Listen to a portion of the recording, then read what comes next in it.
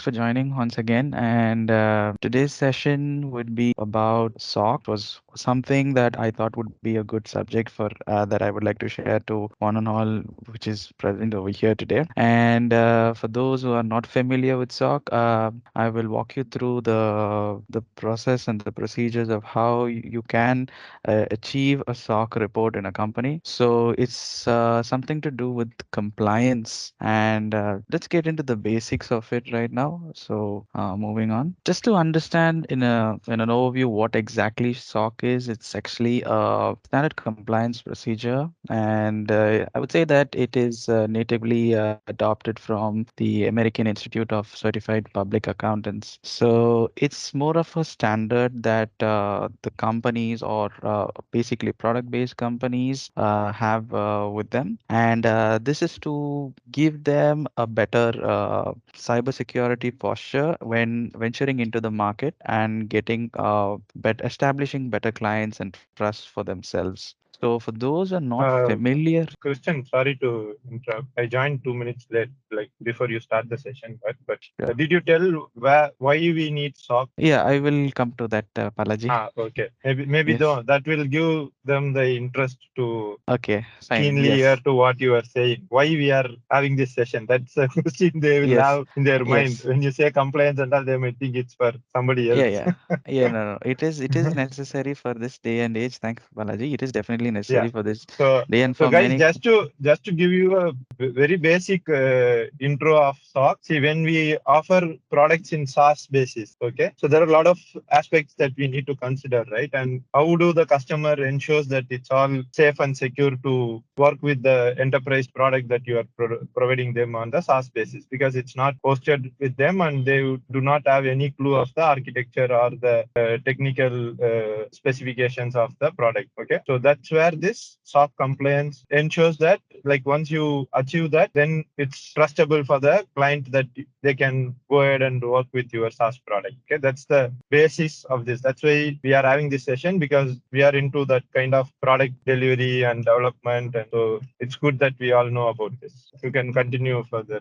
Thanks. So yeah, as Okay. Balaji was stating that it is necessary for most of the companies, or I would say majority of the companies today have SOC reports with them, or they have the SOC evidence as part of their regulatory standards. And this standard sort of establishes trust with your with your customers and also your potential customers, which you are bringing to the market. So as I was saying and proceeding further, we are talking about compliance. For those who are not familiar with the term, I just thought I would just let you know that compliance is basically, like, I would say, in a day-to-day life scale, I would say that it is more of a, let's just say you are a person who is paying tax and you have some regulations that you have to follow. So if you don't follow those regulations, there are some consequences behind it. So the same way, every product or every company that has products, they need to go through some standard procedures or some regulations in order to be able to bring their product to they would be able to bring their product to the industry standards. So that's the reason why SOC is more of a compliance standard. Moving on, there are a few types of SOC reports, but the SOC report that we are talking specifically is SOC 2 type 2 SOC 2 reports. There are SOC 1 and SOC 3 reports, but we are not being going to be focusing on that. Reason being that mainly focuses on security standards, trying to understand how good you are with your cybersecurity, to understand how intact your infrastructures are. So to see how good as a company you are able to control and mitigate all these risk factors when it comes to your infrastructure in your IT support, SOC plays a very major role in that. So going in further, we have two types of SOC reports. We have SOC type 1 and SOC type 2. So why these reports are necessary is that we have these reports at a particular time basis where you go through a few audits with your auditor, and they sort of evaluate how good you are with your controls and checking your change management, checking all aspects of your businesses and trying to see how good you are with your security standards. standards. So the SOC Type 1 report is more of a point in time report. Like just say the auditor takes a particular point in a month, and he evaluates and he goes through everything. He checks your evidences, your procedures. He looks into all your assessment in a particular point of time. Whereas your SOC 2 Type 2 report, which is the report which we recommend that as a company we adopt to, will be more suitable because it covers in a larger scale, and it also gives the assurance that you are keeping your things covered, and there is timely based tests that you run within the company. You do your penetration tests regularly. You do mock-up drills, and you check everything in place. So this is why the SOC 2 Type report gives in a lot of evidences, and it sort of backs up the assessment for a larger period, and also gives the promise that you will be able to commit to the following years as well. So SOC 2 Type 2 report is what is more advisable for companies that who are willing to go through this assessment. So as Balaji was also saying, the most important reason why SOC is very important is because it sort of establishes the trust and gives a sense of security that when a customer is taking up your services, you are handling their data and their information very securely. So the SOC is something that sort of bridges the establishment of trust between the customer and the provider as well. What we have noticed in the last few years, since 2023, is that about 68% of cybersecurity risks and threats have been constantly occurring every day. This is the reason why companies are a little scared and they feel a little overwhelmed with all the aspects of how their information is safe and held intact or secure within your product, or how your company or how your operations handle that. When it comes to why we need SOC, there are a few factors to behind it. So the first most important factor is that it is more there is more customer trust is there. It's accessible to markets. Then you have a stronger security posture for you. Then the company is well aware of how you handle your security standards, and then also it also paves way for you to establish new clients. So these are some of the factors why SOC 2 Type 2 report is more substantial. And I'm just going to give you an example of how it is for people who are using an application, and how is it that SOC plays, how is it that SOC will help you overcome the factor that you are handling your information well when it comes to a product. So let's just say you are using an application and you are asked to give in your credentials or your passwords. The very first factor is that you are already nervous. Like, you get a new application and then you are asked to give in your bank details, your credit card, you're asked to give in your PAN card number, and etc etc. So it's all there, and you're hesitant immediately. So you as a customer, or the user who is thinking so much, there are companies that are investing a lot of amount and a lot of money and a lot of efforts in trying to establish this sort of you take up services from other companies that are handling other customers' data. So in a B2B scenario, there are startups. Let's just say if you are a startup and we want to do services with a large corporate, so we have this factor that the reason why these large corporates look at startups to take up SOC 2 is because they want to ensure that we are in the standards, to understand if we are following our protocols well, handling our security measures well, and to see if we have the best practices that is up to standards, so that they will feel secure when they come to taking up services with us. So this is one of the major reasons that they prioritize the large corporates prioritize partnerships with us. And most importantly, of course, it eases your deals. There's a sense of confidence, and you're able to secure your place and establish better trust with your partners. So this is the typical benefit of having a SOC report in place, or the compliance or the regulations that you take. This is one of the major reasons, and it saves you a lot of time. And most importantly, what I would say that SOC is, many people define it as a report, but the way I look at it from a business perspective, I say that SOC is more of a sales enabler. Imagine you're using a product today which you have accounts for about $10 to $50 per account. Like, just say you have an account in your application, and this is how it is. SOC, what it does is, after a certain period of time, once you have it, you are able to venture into the bigger market, and you are able to upscale your account from $1,000 to $50,000, and it puts you on a better benchmark. So I would say that in terms of business, it is something that will also give you the leverage to take your product and your service to the next level. So this is why I will say that SOC 2 is more of a sales enabler. Coming to the controls of SOC, since we have been talking what is SOC, what is SOC, what is SOC, and now you might be curious, like, all right, now what exactly is SOC? Let's get to know what exactly is SOC. So SOC has roughly about five major controls. Think of these controls as like five major points, like your fingers, that function separately, and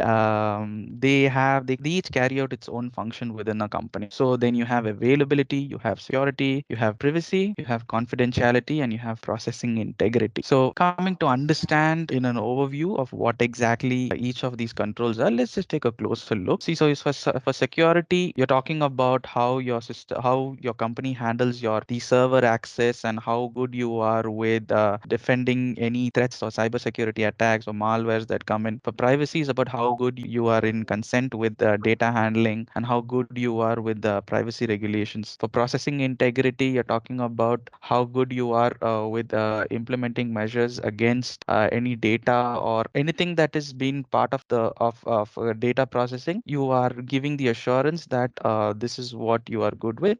And in terms of availability, in case you have any risks, or like not risk, any bottlenecks in your business, or if any processes are down or your servers are shut down, you know how well you can take to assess it, and you're giving that confidence when it comes to that. And confidentiality, of course, again, is basically addressing data confidentiality and things related to disclosure. So these are the high level controls, and these are the major aspects in SOC that we have. Under this, they do branch out. So the focus controls, or the controls that most of the companies adopt to, is usually access control, data protection, and security monitoring. So let me tell you something. So in SOC, there is a flexibility that, because each business has a different set of requirements and they follow their own procedures, you are given the option to choose like about one of three, or you can, or one of two of these controls that we spoke about previously, so that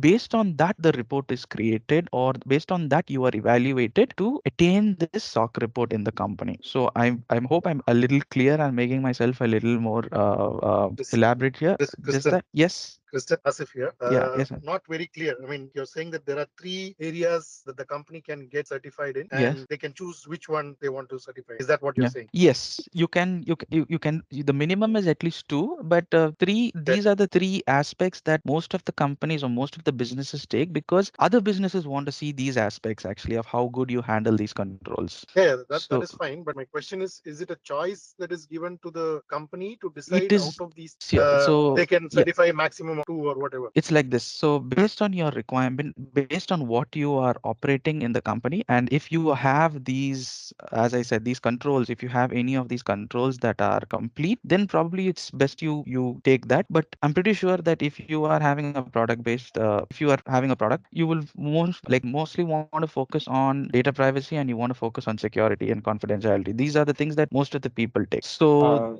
you Kristen, sorry to disturb. Can you go to yeah, the previous slide? I'll just, yeah, maybe I understood, so I'll just say, as if these five are the controls that you can take stock certificate. But what Kristen says is minimum of two you have to choose, and then you have to get the certificate of those two. yeah. Is that right, So Kristen? Okay, yeah, good. it is, And yeah, and most minimum. companies choose the three which he is showing in the next slide, because most Yeah. companies go for the certificate on those three controls of these five. Yes, exactly. Kristen, this is Sandeep here. It's a Yes, small Sandeep. question. Yeah, So please we go know ahead. that there are a lot of data protection and data security rules have been implemented by GDPR in European Union. So is Yes. that something this SOC 2 is inspired from the GDPR rules, or Yes, like how? definitely. Yes, yes, it has been. It is definitely in consideration that it is part of the GDPR. But I would say that GDPR is more towards the EU's European Union side, and SOC is more of something that is taken from the American side. But I will not say. But I can say that both do talk about data privacy only. They focus on how you handle your security and how you handle your data. So yes, so I will say like it's like a part and parcel of it. Kristen, Yeah.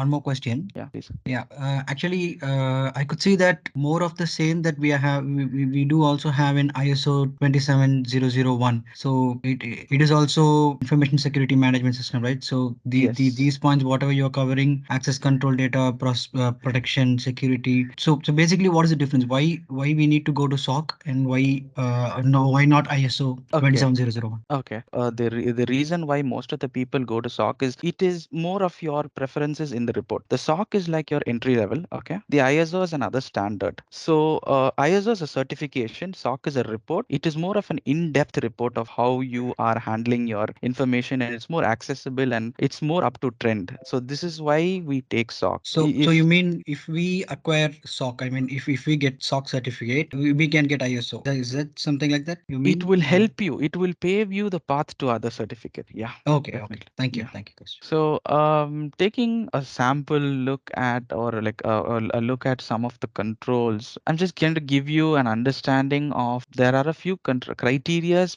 beyond these controls. And as I mentioned from my previous slide, we are going to talk about them not too much in depth, but to an extent so that everyone will be able to understand. I'll try to keep it as clear and simple as possible. You can stop me at any time if you have any doubts. This is a report of a SOC 2 type 2. What you see here, so you see the first you have the criteria, then you have the control consideration. That is what exactly a control consideration is. Let's just say if you're talking about the subject of control environment. Now the assessment or the auditor, he wants to check how good you are with the principle that focuses on how you handle this particular framework, and inside this framework there are set of objectives, or there are set of evidences or requirements that you need to fulfill. So to fulfill that, I will show you in the further slides of how exactly we can meet the standard by trying to provide evidences for it. So going further, like how I showed you previously, the control criterias, there are about 9 criterias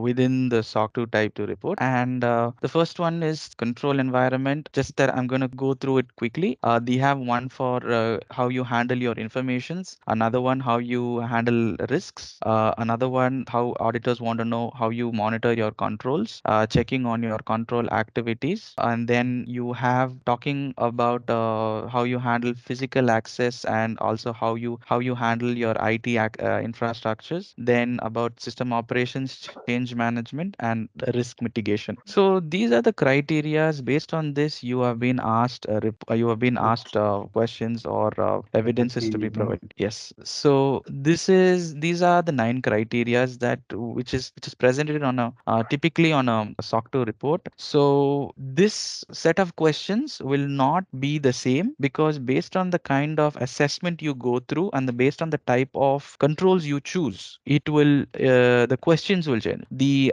aspects of this, the criteria will remain the same, but your SOC 2 report will be tailor made according to the kind of assessment you choose. So please keep that in mind. Yeah. So going in further, just to understand, I took a typical example of how companies handle the security measures and how physical access is taken. So I thought we'll take in control criteria control 6.1. This is a standard that that companies usually mainly focus on, because they have a lot of questions that they want to, a lot of requirements or information that we need to provide for this particular criteria. So how to fulfill this particular requirement, the what you see on the first column is basically the topic, or I would say the requirement by itself, and then the column on the second is what the company is asking. So just reading into it, it says like the company's access control policy document, and they want to know if you've been adding any new users, modifying any users, removing, and or you've been how good you are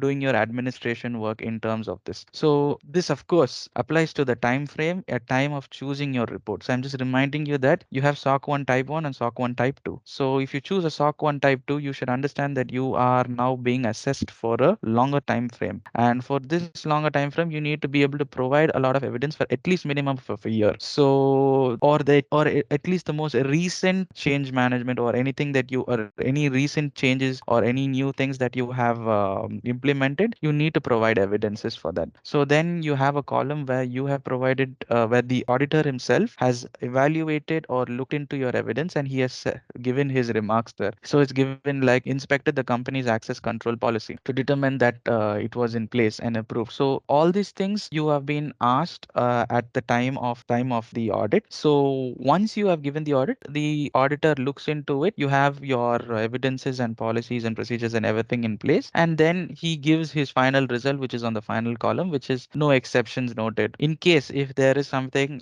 usually he will usually get back to you because you are paying a fee for that, and he will tell you that if it meets the requirement, it meets the requirement. If it is not sufficient, he will say please provide more evidences. So ultimately, you get the results, whether get the result of it, but you are being guided through this process by the auditor itself. So when it comes to preparing for a SOC report, these are some of the things that you need to keep your mind or keep yourself wrapped around, that you should be aware that, or you should have all these things already in place. For example, you should be able to understand the criterias of what exactly the SOC 2 report wants us to comply with. Then you need to have your policies, procedures in place. This is a very important aspect, that we know that every product requires documentation, but besides that, they also want to understand how we handle our security measures. So we need to prepare documents based on that. So we need to keep all that in place for us. Then in case you have any recent tests or any penetration tests or anything that has been happened recently, or whether you have implemented a new software or anything like that at all, it needs to be well informed. Then you need to have all your information gathered in one place. You should have a good repository, or you should have a good process of how you gather all this and keep it with yourself. And of course, you should be able to keep your teams informed about this process, so that they are prepared in advance, that there is a time frame where we are getting assessed for this. So typically the audit goes for about I would just say about 4 to 6 weeks. It will go depending on how much they take time to assess it. So that is why you prepare well in advance before you go to the auditor itself. So taking a closer look of some of the policies and procedures that companies should have is, these are the list of policies that I've given it here. Probably after also the meeting, if you're interested to take a look at it, you can take a look. So but I want to definitely worth mentioning is information security policy, then access control policy. Then you have incident response plan, privacy policy, physical security policy, vendor management policy, audit logging and monitoring, employee training. Yeah, it's also good to have. They also want to check into your HR processes. They want to look into all aspects. So these are a set of policies that it's good that you already have in place. So this is something that you need to be prepared for, and I can also definitely guide you through how we can implement it if we are looking for a tentative SOC audit in the future. Not a problem. And yes, Asif, please go ahead. Yeah, just one question. So just to understand this process of getting a report, right? So the auditors will verify if all these policies exist and if these policies meet the SOC 2 standards and provide or approve the report. They are not going to check whether my application is actually doing this or not. Correct? It's only the policies that is going to be evaluated. Not really. That's what. So Okay. Yeah. that's I'm just getting to that. Okay, So fine. If you're getting to that, it's okay. yeah. So besides that, so that is one aspect. Okay. That is policies like one half. The next half is this. So you need to give them screenshots of your log records with your date and timestamp. You need to provide them incident reports, penetration results. Even then, okay, let's say all these reports, okay, they are not going to log into the system and check all this. It's all based on the evidences that I provide and the policies that I have in place, right? It's not that my access log record that I presented, they are going to cross verify it whether it is actually been generated from that system that I'm talking about. Is that correct? Or let's just say this. Okay, so if you are using your own product, then I'm not very well versed with that. But let's just say if you're using some sort of an infrastructure platform for hosting your cloud services, let's just say you're taking AWS. So the auditor is very familiar of how an AWS platform would look. So typically he will be aware that if you are putting your own accounts and or you're logging in from your own platform, you're required to provide that evidence, because he will ask very detailedly in the report itself that I will require something related to this, and you are supposed to provide that particular aspects. So like he just says like he wants to look into the how we had handle admin controls, or how do we handle monitoring for admin controls. You will have to show him, or probably the person who's handling that will have to take a screenshot of that and he'll have to Okay. give it. Okay. Carrying on, these are the responsibilities that are required, or I would say that is expected from an auditor and a company. So for the auditor, the auditor, he is doing the assessment, he is testing constantly, he's verifying your documentation, he's providing his opinions on it, and then basically once everything is done, he provides the issuance. So while the auditing process is going on, you are expected to cooperate. You have to provide all the information. They will look closely into all aspects of your security measures. They will want to check and see how everything is done, whether you are maintaining all your record cycles, test cycles, everything has been in place. They will ask even from other applications and other softwares, you need to provide it upfront. If you're using any third-party vendor applications, for example, if you're using applications like Jira or a Datadog or whatever it is, these are some of the things that you need to tell them upfront so that they know that this is how your system runs. So and then finally you get the report, and then you distribute the report to your clients or to your partners. So just I wanted to give you an understanding that most of the I would this is just the majority of the places that are adopting and are going forward with SOC, and most of these geographic locations have already their companies have adopted SOC 2 in their businesses. To give you also an analysis or the statistics, the number of SOC enabled companies are only moving upwards, and now startups there has been a significant role, because now startups are coming to identify that SOC 2 is giving them a better edge, and it's now everyone wants to upscale, everyone wants to get into bigger markets now. So it's been a recent rise in the startups that they feel like they want to have this report in place so that it gives them a time of any compliance, or if any customer or any requirement is coming to them and they have to fill out any assessment, they just say that SOC 2 is there, and it eases their problems, and there is no pressure after that. If not, they have given a lot of questionnaires or a lot of compliance or regulations that they need to keep constantly addressing and answering. So SOC sort of eradicates those factors. So looking at the outcomes of it, as we said,